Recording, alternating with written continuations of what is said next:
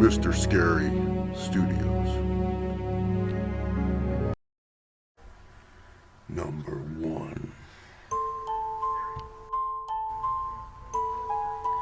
When I was much younger, about 5 or 6 years old, my parents would bring my sister and I to a cousin's house to visit my aunt that is sick. So while the adults did what all adults do, us kids were left to our own devices. It should be noted that while I was about 6, my sister was 2, and my cousin was 16 years old. To entertain us, he had a camera, and he was pretending to take photographs as if my sister and I were participating in a modeling segment. It was all fun and games until he tried to get me to lift my skirt higher for the sake of the photo. And this escalated to him touching my still developing boobs. I called out to my parents in panic, and he managed to soothe them over and sent them away. He passed the camera to me, then saying it's my turn to take pictures of him. And gosh, the raunchy poses he gave are still ingrained in my memory. I had to force my sister out of the room in case he tried to do anything to her. The boiling point was reached when he tried to grab my boobs and kiss me. Using superhuman strength that I definitely did not know that I had possessed, I pushed him off of me and threw the camera at his face. Bullseye! I knocked out 3 of his teeth. Victory dance. True to say, I think my parents must have suspected that something was indeed amiss because they never brought us kids over to his place again. I had to deal with years of therapy to get over the psychological scars inflicted on me. To my creepy, depraved cousin, let's not meet. Never ever. Update.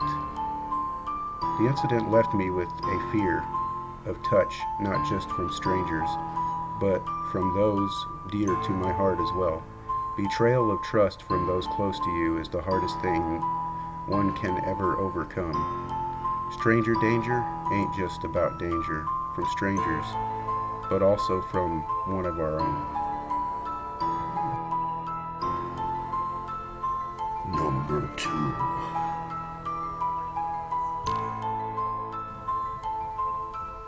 Hello, people of No Sleep. My name is Deacon. As the title says, I'm a bartender for a local bar. More of a speakeasy with some of the stuff we do, and work Monday through Saturday.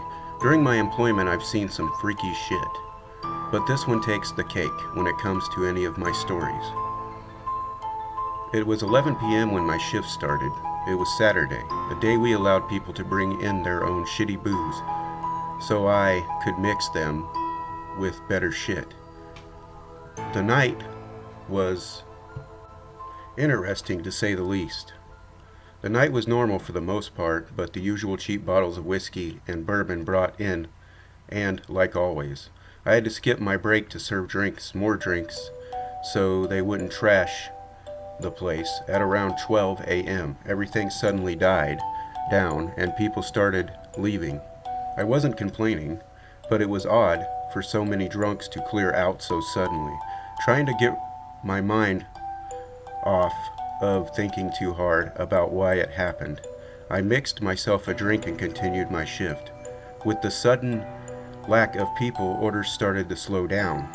So I cleaned the glasses, rearranged the bottles of assorted spirits, and when I was done with all of that, I played the knife game on a cutting board until 3 a.m. Not soon after the clock ticked 3, 2 men in suits came in, toting a thin black case of what I assumed was wine at the time. When they reached the bar, I threw on a perky attitude and asked what they would like to drink.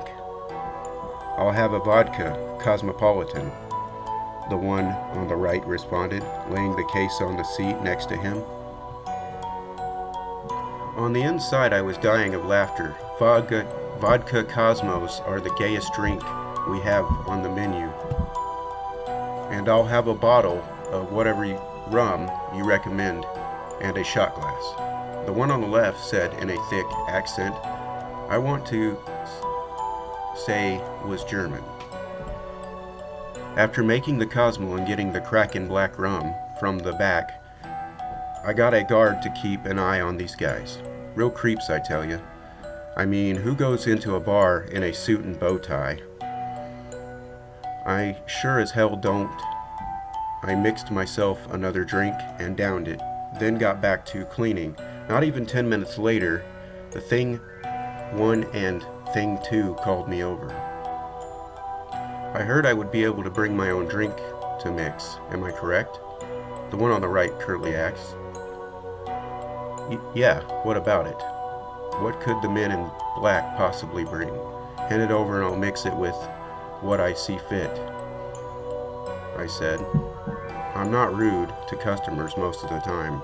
I've actually met of my friends because they frequent this bar. Anyways, back on topic.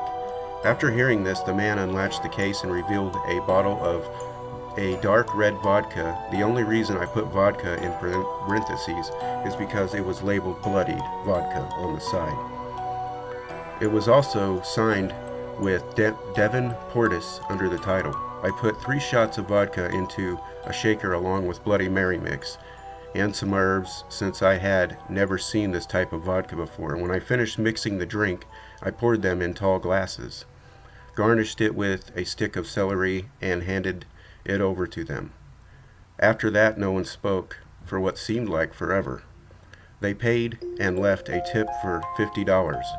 I didn't have time to go overjoyed because I had already grabbed my phone and searched up the name on the bottle. Apparently, Devon Portis was missing up until a few days ago when he was found dead outside my town, sucked dry of blood.